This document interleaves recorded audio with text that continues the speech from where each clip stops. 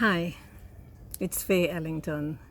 Thank you for your concern. I got a message or two from people saying, hey, I haven't heard from you. I haven't seen anything posted on Facebook for a while. Well, I haven't posted anything since my birthday, which was May 28th. And I tell you what happened. When I started to contemplate what happened to George Floyd, it put me in a place where I became very reflective, and I went back to the 60s when I was in high school, and the Black consciousness movement and Black power. It was right after we got independence in 1962. And then I kind of traveled the road right down to where President Barack Obama was voted in as President of the United States of America. And I felt a burden, a sadness, that the events that took place in America, and notice I said events and not event, that those things were still happening. I knew that they were, but just seeing that story with George Floyd, 8 minutes and 46 seconds with somebody's foot on your neck, blocking off your ability to breathe, I started to think. And when I get like that, I can't find anything to make light of or be funny about. And so I just kept following the news and reflecting. And I said to my friends and a few people with whom I talk fairly frequently, I said, look, this thing is not going to end now. And it's not just going to be America. It's going to affect many more countries. So said, so done. Because people now have started to contemplate, why is it that people who are black, some people refer to brown. By the way, in Jamaica, we have a whole heap of different shades. We have sambo. That is how them used to refer to some people sometimes, derogatory term sambo. When I was a little girl growing up, they call me malata, which is mulatto. So we have many different shades. Jamaica have some issue with color, right? And how you view people of lighter shades, etc. Anyway, so I started to think about this thing and all the people who had lost, black families who had lost their young men primarily, but not only, because women have been taken out too.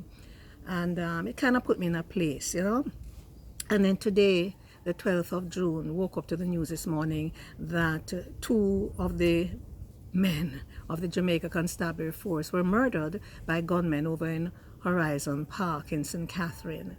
So a number of things that have been happening that make us, you too, we need to start thinking differently, because things have to change.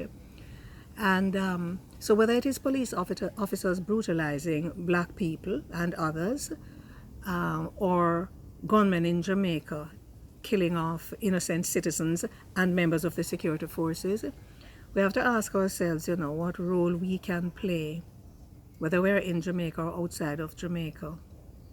Because sometimes we suspect certain things that maybe friends or family members are involved in, and we don't admonish them. We don't say, no, that's wrong. Sometimes we're afraid of them, you know what I mean? And so sometimes people with authority, particularly if there is racism involved and there is systemic authority, they feel that they can do anything and get away with it.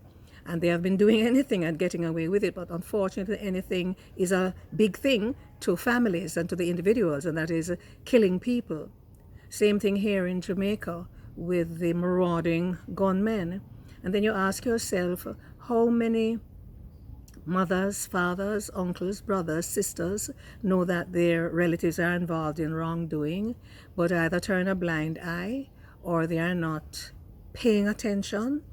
It's like the scamming. When scamming started and you see a 16 or 17-year-old rolling in with a whole pile of money, the person not working, and you don't say, hello, what's happening here? What is even worse is that you may accept that money, It's time for us to stop and take stock. So here we are in the middle of a pandemic, and that has changed things globally. And then we have George Floyd, which was like the top of the keg, and it burst open. And it is affecting not only America, but countries across the world. where there are accusations and allegations of security officers treating black people or people of minority groups poorly. In Jamaica, we have had some of those accusations, not so much about color now, but that security officers and police people go in and treat people in the community badly or shoot people, you know what I mean? But it's just made my heart heavy, you know what I mean?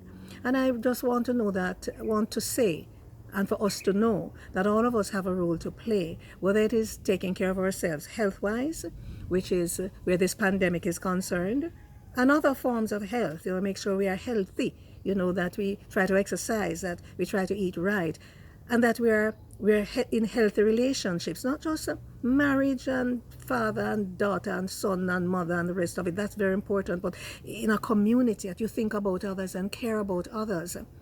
And so when I think of the role that each of us can play in everything, I said to somebody recently, people, if you have a conscience, you have to think about certain things. And the person said to me, no, them people that don't have a conscience, I don't know if I buy that. Maybe they have become hardened, and so they can kill, whether it is a member of the security forces in America or in the UK or whatever, or here, or they gun down members of the security forces like has happened here.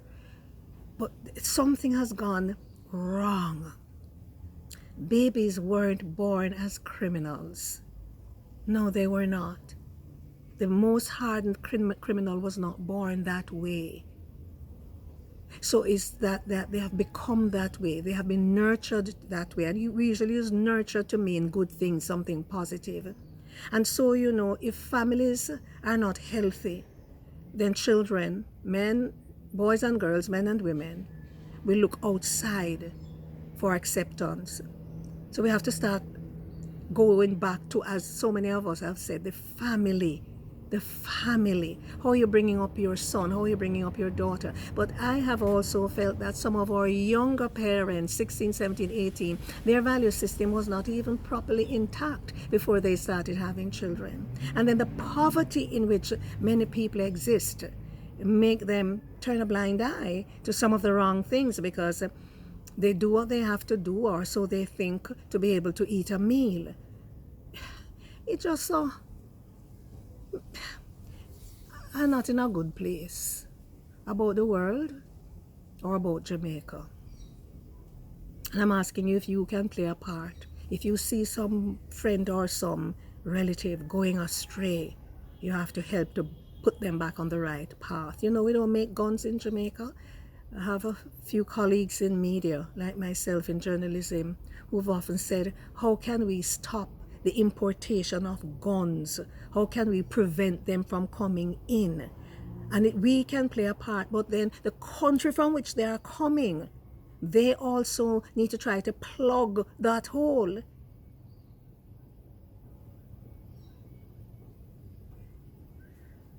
Yeah, my heart is heavy. Didn't expect to come with such a heavy message right on the eve of a weekend, but sometimes we need to think about these things that burden us and talk about them and share and see if we can do something to make it different, make it better. If we can do something to make our young black men live fuller lives, longer lives, meaningful lives, become worthwhile citizens in any society. And I leave you with this. I said it before, I say it again. When babies are born, they are not born as criminals. They are innocent. Who makes them so? Faye Ellington here. With all of what I have said, still asking you to walk good.